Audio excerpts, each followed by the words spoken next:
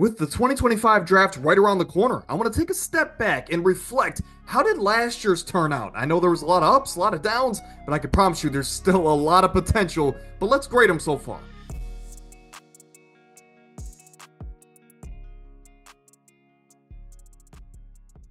Now, before we get into these players in the first round, if you enjoy, drop a like, subscribe to the channel. That's all I ask for. And hey, I can't get to 18,000 without you guys. So if you enjoy, again, help us out down below. But here we go. At number one, the head honcho. If everything plays out in his career, he should be a Hall of Fame level talent. Caleb Williams, I give him an A, right? Because he was sacked 68 times last year. And sure, some of that was his offensive line, some of that was play calling, but some of those were on him. So we want to see him on his feet a lot more going into next year, and it should happen. Improved offensive line this offseason with the addition of Ben Johnson as the new head coach. So it's a lot more of a quarterback-friendly scheme. They have the weapons around him. If they figure out how to bring back Keenan Allen, they should have that monster of a receiving core with an improved offensive line, offensive coach coming in to the mix.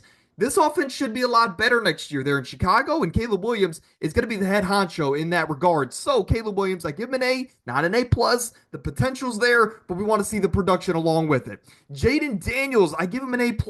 You can make the argument, though he's only the second overall pick, that he was the best value pick in this entire draft. And again, with the, I guess, the importance of the quarterback position, again, you could definitely make that argument. But took this team from a 4-win team with a bottom 3 offensive line and turned them around overnight. He turned them into a top 5 offensive line, according to PFF, and I'll get into that in just a second. But he also took them to what? A double-digit win football team, took them to the NFC title game, and almost won it until Saquon took over on the second possession. But for Jayden Daniels, incredible rookie season. This offensive line, again, to go back, I don't think it got that much better. I think Jayden Daniels just got the ball out quick and efficiently, and he made them look better. So I don't think the offensive line's great. I think Jayden Daniels made them great. That is the power of a quarterback. And again, brought them all the way to the NFC title game. All of a sudden, Washington is back. They're fun, and they could be a contender next year if they continue to progress. At number 3, Drake Maye. He was my favorite quarterback in this draft class, not based on talent. It was just personal preference, right? I liked the play style of Drake Maye, and I thought he had the potential to be the best in this class. He went to New England at number 3, and we only got a small sample size. What was it, 6 or so weeks at the end of the season?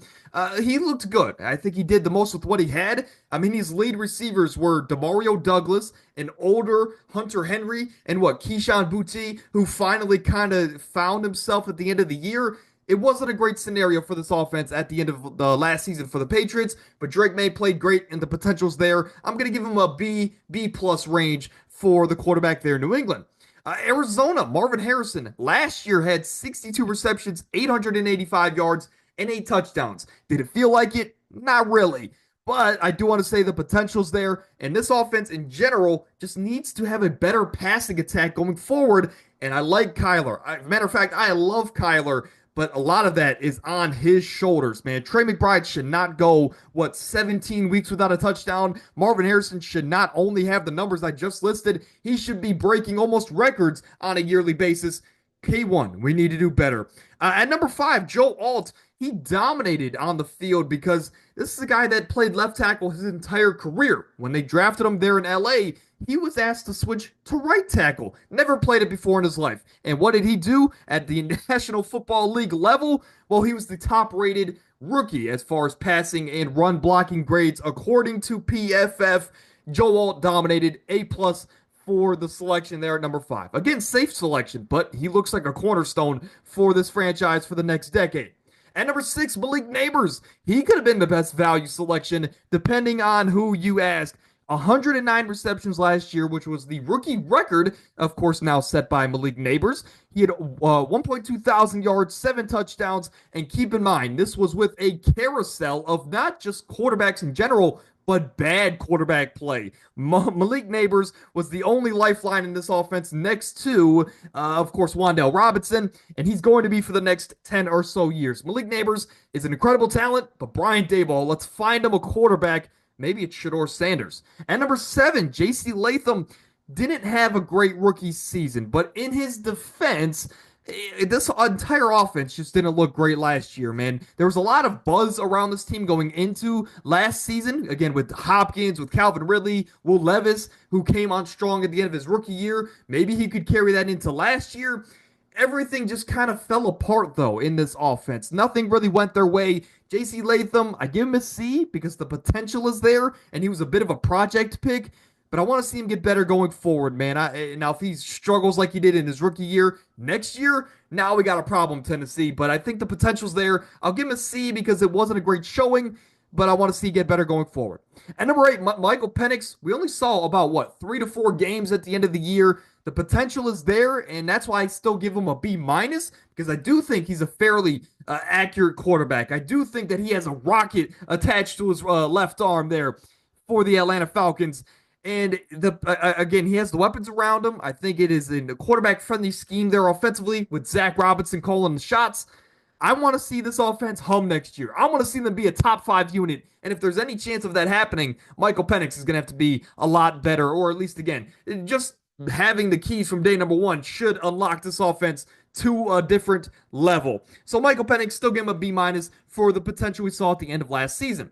Now, Rome Odunze, just like some guys later on in this list, he was a my guy going into the NFL draft last season. So I'm going to be a little bit harder on him. And I give him a B minus because of that. Should he be a B, maybe B plus? You can make the argument.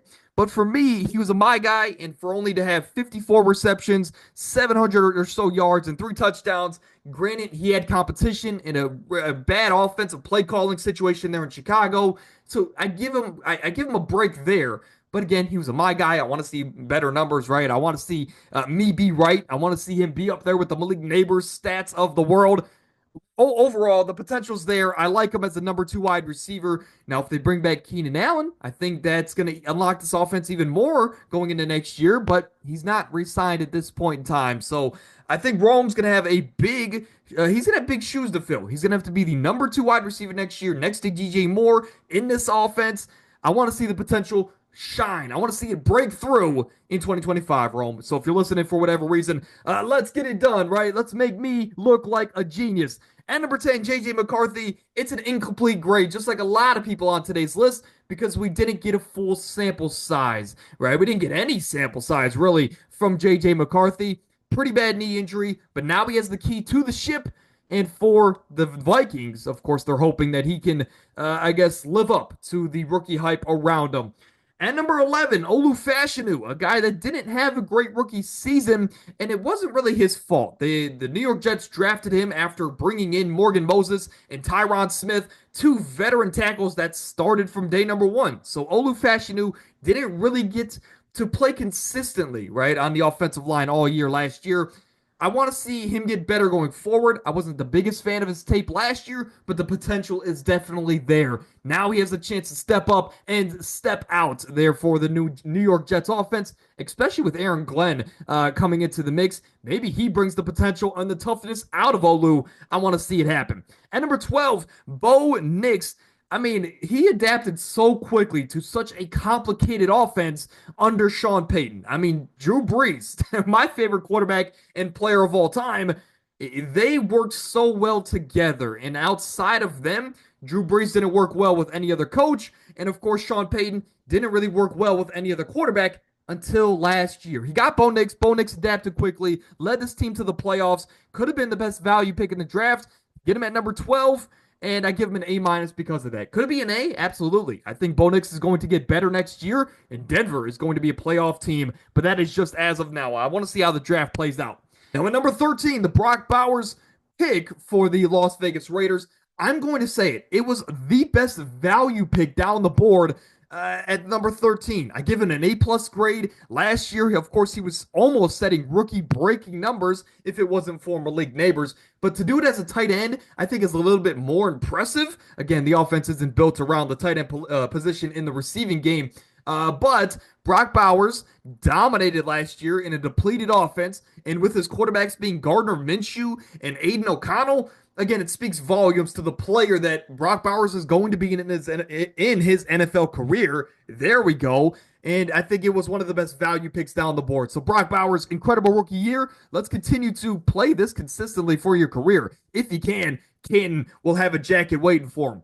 Talise Fuaga and Laiatu Latu were two my guys going into last season as well, so I'm going to be a little bit harder on them. I'm going to give them both a C because Talise Fuaga just didn't play great. Again, I will say the quarterback position wasn't necessarily stable after like week 5 for the Saints last season, and their offense just fell off a cliff after being on the highest of highs after week 2. After week 2, what they have like 70 points. We thought Clint Kubiak was a genius, and the Saints were going to make a playoff run. That just didn't happen. Talise Fuaga on the offensive front didn't have a great end to the year with the injuries that they had, but the potential's there. I want to see him get better going forward. Laiatu Latu, not a great year. He was my favorite defensive player and player period going into last year. It just didn't really work out the way I thought it would. But hey, they weren't able to re-sign Odegbo, or I don't know how you say his name. And I'm sorry for doing the injustice to that very young star. But they have an opening now on the edge there in Indianapolis, and it's Laiatu Latu's time to shine. He was the most polished pass rusher. There we go.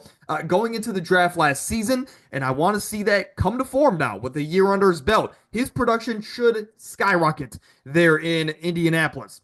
At 16, Byron Murphy. It's really hard to grade defensive interior linemen because it's like, well, the numbers aren't really going to be eye-popping. But for Byron Murphy, I did like what I saw on tape. He was a disruptor. He ate double teams for that Seattle front, and the potential is there to be a great player at the NFL, right? So I'm going to give him a B minus because the potential's there, and it's kind of hard to grade interior defensive linemen. His grade maybe could be even higher.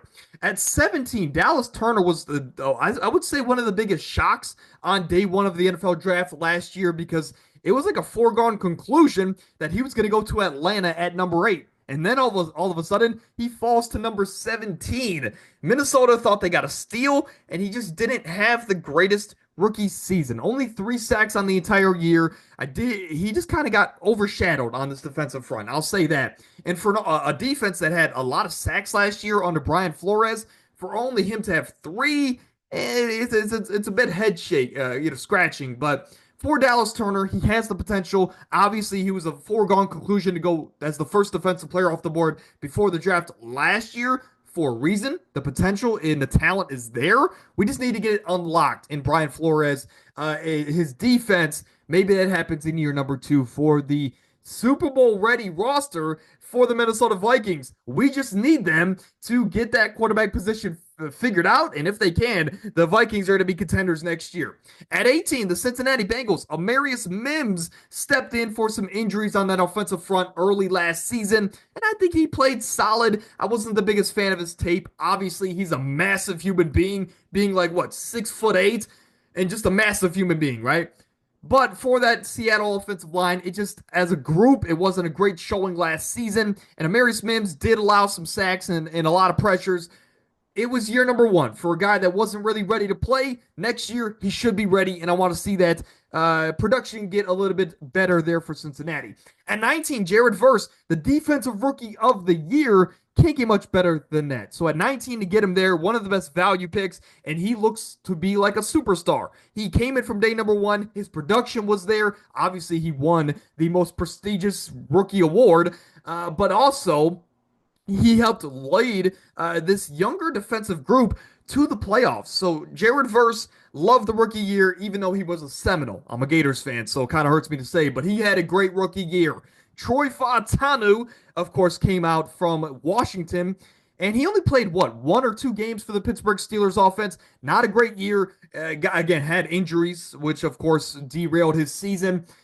And Troy Fautanu, as of right now, it's going to be an incomplete grade because of the lack of game usage. The potential's there. They can use him in a variety of different positions. I just want to see him play, right? So hopefully next year he's back and starting for the Pittsburgh front. At 21, Miami got Chop Robinson, who had 6 sacks in his rookie season, and I give him a B because of it. I like this tape. Of course, at college, he was a disruptor, completely stopping the Michigan offense to a degree. But again, the potential's there. I like him. I give him a solid B, maybe even a B plus if you want to push the grade up, Miami fans. At 22, Q or Quinyon Mitchell. This is a guy that was the 33rd ranked corner on the year, according to PFF. So he dominated. I give this grade an A because at the tail end of the season, he really did become a starter for this Philly defense, and he was a pivotal part in their Super Bowl run. This defensive secondary was on lockdown, especially the second half of the year, and Quinyon Mitchell was a huge part of that. I give that an A there. Jacksonville at 23. I give it an A, but I could have given it an A plus. So if you want to do that, I understand. 1.2 thousand yards, 10 touchdowns, which if I'm not mistaken, was the most by any rookie last year. So again, A plus could definitely be an argument. Trevor Lawrence just hasn't been the quarterback that we thought he would be coming out of Clemson, but I want to see it, man. I still have this maybe delusional belief that Trevor Lawrence can be a great quarterback at the NFL level. Right now, he's just kind of in those middling tiers. If Trevor Lawrence can tap into those Clemson potential, that Clemson potential that we saw, Brian Thomas is not only going to continue to have this production in his NFL career, his production is going to skyrocket. I mean, when you look at what Liam Cohen has been able to do with quarterbacks, you're going to see, hey, there's no more excuses for Trevor Lawrence. There's no more excuses for this offense. Liam Cohen, as an offensive mind coming in as the head coach, needs to address this offensive front. But if he can do that, and if he can unlock Trevor Lawrence, Brian Thomas is only going to be a product of that unlocking. So Brian Thomas Jr. down the board. He was like everybody's like fourth or fifth rated receiver last year, and he ended up as a top 3 guy on the year, no doubt about it. He was a special talent, Pro Bowl wide receiver. Jacksonville got a gem down the board. Could have been A plus, absolutely. At 24, Terrion Arnold. He just didn't have the greatest year, man. And I understand he wasn't a starter on this defensive secondary until some injuries happened. But for Terrion Arnold, he had a lot of moments. And for me, I don't want to see moments. I want to see consistency out of Terrion Arnold. So down the stretch of the year, I do want to say in his defense, cornerback's one of the hardest positions to play as a rookie at the NFL level. There's just, you're adapting to playing the one of ones as far as the receiver positions, right? And as a secondary player, it's tough in general because you're reading and reacting. The receivers already know what spots they're getting to and how they're going to set you up to get there. So as a cornerback, it's extremely hard to play. And for Terrion Arnold, again, he had great moments. I just want to see consistency, which should come in year number 2. Jordan Morgan only played, I believe, the first 6 or so weeks of the season. Then he went down with a season-ending injury. So I'm going to be nice here and say incomplete grade. Graham Barton out of Duke. You don't see a lot of players out of Duke, right? But for Graham Barton, you could play him pretty much on any part of the offensive line. Tampa Bay lost some pieces after the Brady era. They needed help there. Graham Barton, I think, is a great selection. The potential is there. So I'm going to give him a B minus. You can even push it up to a B. Darius Robinson, look, he didn't play until like week 14 or week 15. I could be mistaken by a week or so, but he didn't really play until the last month of the year. So not only is he adapting to the NFL level, he was also coming off some injuries. So I give him a break in that regard, and he gets an incomplete grade. For the X-Man, man, Xavier Worthy, I was super high on him going into the NFL draft last season, and he showed out, man. B plus grade on my end. Could it be an A minus? Absolutely. But for 680 yards, 6 touchdowns, and you could use him in a variety of different ways. He wasn't necessarily just a goal ball wide receiver. They were using him with these reverses, with these jet sweeps, with these, I guess, just funky plays that the Chiefs like to run.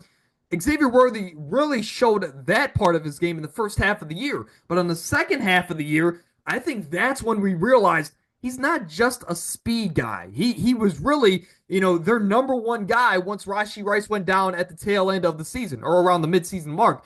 Xavier Worthy really took over and was their number one targeted wide receiver on a weekly basis. He was averaging 5 to 7 receptions a game. I think over 10 plus targets a game. Xavier Worthy, I think, is a complete wide receiver. And of course, he's only going to get it better going forward. So Xavier Worthy, B plus grade for me. Could that be biased? I don't know, maybe, right? At Dallas at 29, drafted Tyler Guyton. In Tyler Guyton's defense, and for you Dallas fans, in your defense, he was a project pick. We drafted him out of Oklahoma knowing that. And not we, I'm a Browns fan. But for Tyler Guyton, it still doesn't replace the fact that You were terrible in your rookie season. He had 18 penalties, which was the most by any offensive line, period. And he had 6 sacks on the year as well, which was, I think, bottom 20 in the league as far as offensive linemen. So Tyler Guyton, not a great rookie season. He was a project picked in his defense. So next year's really going to be the telltale. What are we getting out of Tyler Guyton? So I'm excited to see in that regard. He should be able to step up, or hey, if they're not confident in him at tackle, maybe you slide him in the guard. He has the athletic profile to play guard. Maybe he does that in the I guess, replacement of Zach Martin up front. Nate Wiggins at number 30, great zone cornerback out of Clemson for the Baltimore Ravens defense. I think he had a solid rookie year. I think I'm higher on his rookie year than a lot of other people, but who knows, right? I think he made some plays, and I think next year with the aging Marlon Humphrey and really without the, I guess, the intention to draft a corner in this draft for the Ravens, I want to see a big year out of Nate Wiggins in 2025.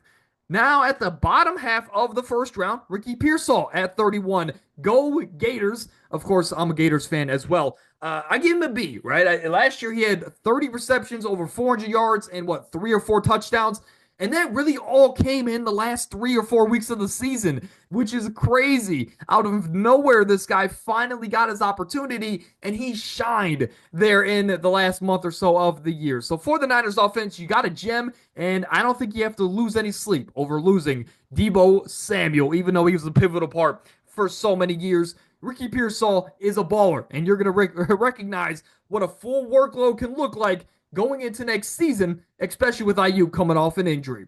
At 32, I could be swayed in a lot of different ways with Xavier Legette, but I gave him a B plus because he was the 32nd pick in the first round. So you're getting a lot of, you're getting value in that regard. But for him to show out last year, what did he have? I got some notes here, right? He had 50 receptions, over 500 yards, and 4 touchdowns. So 5,504 as the 32nd overall pick in an offense that had a carousel of quarterbacks throughout the entire season, and it just wasn't a great group offensively.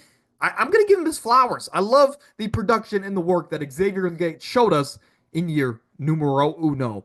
But that is episode 269, regrading every 2024 NFL first round pick. Let me know your thoughts in the comments. Where did I go right? Where did I go wrong? Let me know.